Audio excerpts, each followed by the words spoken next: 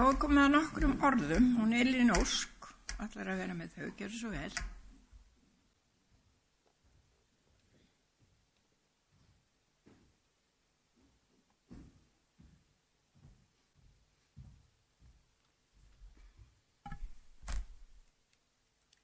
Já, það fór aldrei svo að ég myndi ekki stíga hér í pontu með nokkur orð.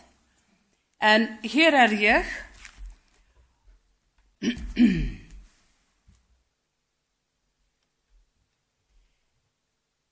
Ég ætla að segja ykkur sögu af lítilli stúlku sem langaði að læra orgel. Henni fannst vera svo undursamlegt hljóð sem kæmi úr því hljóðfæri. Hún fékk góðar undirtektir hjá foreldrum sínum sem innrituðu hana strax í orgel og píanónám. Fljót var hún að tileinka sér hljóðfærasláttinn og lærði brátt að spila alla sálmana í Nótna sálmabókinni. Einnig lærði hún hjá móður sinni ótal sálma úr sálmabókinni og sat gjarnan upp á eldhúsborði við þá iðju og dinglaði fótunum. Svo var komið að fermingu og þurfti hún að ganga til spurninga. Ekki stóð á henni að læra allt sem lagt var fyrir hana og fermdist hún aldeilis ekki bara upp á faðirvorið. Mörgum árum síðar hitti hún prestinn sem fermdi hana og hann hafði það á orði að hann hefði aldrei fyrr né síðar haft eins fróðlegs fúsa mannesku í spurningum til fermingar. Öll þessi trúariðkun í sálmasöng og lestri átti eftir að móta hana til langs tíma. Söngkona gerðist hún og alltaf fyrir hverja söng uppákomu bað hún til Guðs styrk sér til handa og öðrum samstarfssöngvurum. Söngferill þessara stúlku varð ekki þyrnum stráður, heldur varðaður af drottni Jesú Kristi og velgengni og hróður hennar barst víða. Og fyrir það þakkar hún nótt sem nýtan dag. Já, í dag stendur þessi stúlka hér fyrir framan ykkur örlítið eldri og reynslunni ríkari, en fróðlegs fús að vanda frelsara okkar Jesú Krist. Ég orti eitt sinn: Ég bið drottins dýrðar ljóma, að dátt mun söngur til oss hljóma. Já, þá þú Jesú birtist mér, ég játa synd og fer með þér. Þú mikli drottin kenndu mér að horfa upp og mæta þér. Ég fús boðskap þinn að færa til fagnaðar í sál að næra. Ég þakka þér af öllu hjarta, hve veröld mér þú sýndir bjarta. Nú inn ég geng í garðinn þinn og undurfagran boðskap finn. Ég minnist þess þegar að ég var að læra ljóðaljóðin eftir Salómon að þau snertu eitthvað streng í mér og ég fann fyrir boðskap þeirra. Lögin við þau eru eftir Pál Ísólfsson og snildarlega vel samin og undirstrika svo sannarlega boðskapin í ljóðunum. Ég gæti talið margt upp fleira sem hefur höfðað sérstaklega til mín hvað varðar trúalegu hliðina á sönglögum. Til dæmis eins og bæn Tosku, Visitarte, sem ein frægasta sópranaría óperubókmenntana og boðskapur hennar að lifa fyrir listina, ástina og trúna á Jesú Krist.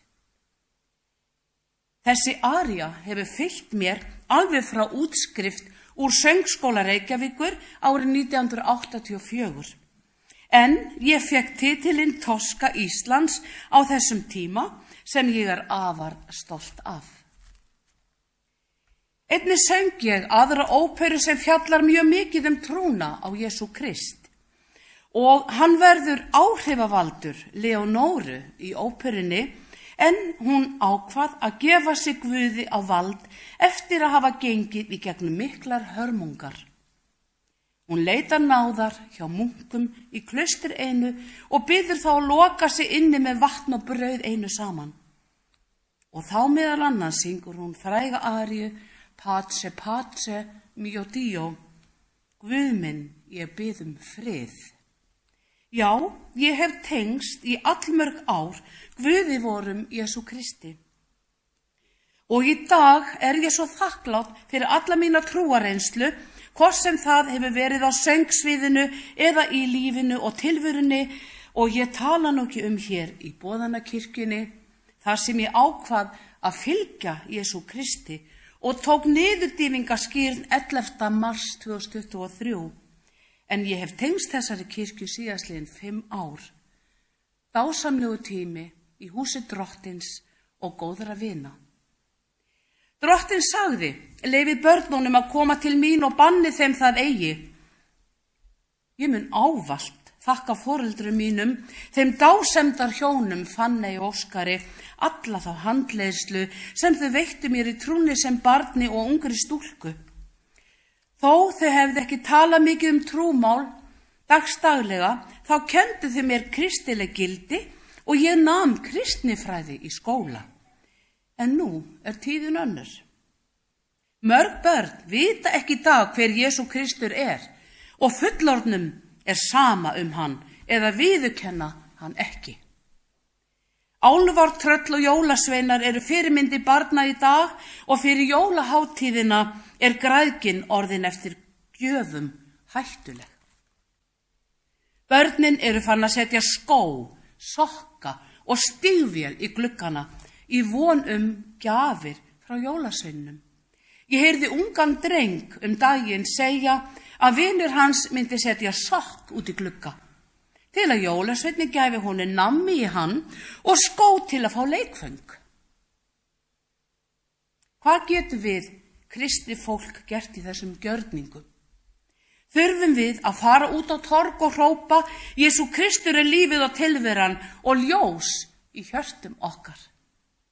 Hann einn getur varðað okkur veginn til betra lífs og kærleiks við heiminn sem er að fara norður og niður.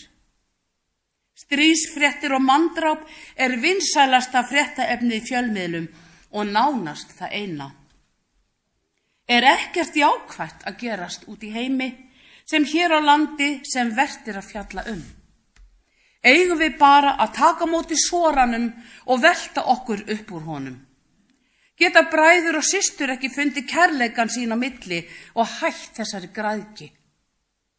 Var ekki nóg að Jesú Kristur dæi fyrir syndir okkar, þyrnumstar á kórana var sett á höfuð hans, hann hústryktur einungis fyrir gæsku sína og mildi. Má hið góða í manninum ekki fá að blómstra í friði, þarf hið illa að ná völdum í hjörtum fyrirmanna stórþjóða sem framfylgja illsku hans með stríði og drápum. Það fer illa ef við kristnir menn með hjartað á réttum stað stígum ekki fast til jarðar og hyllum Jesú Krist, hinn eina og sanna Messias, og kynnum hann opinberlega sem ljósið í lífi okkar allra og lausn allra mála. Við skulum vona að koma Drottins fari að nálgast. Já, kæru vinir, þegar Satan sækir að, sárt mun öllum líða, en Jesú bæn mun bæta það, bæta sorg og kvíða. Takk.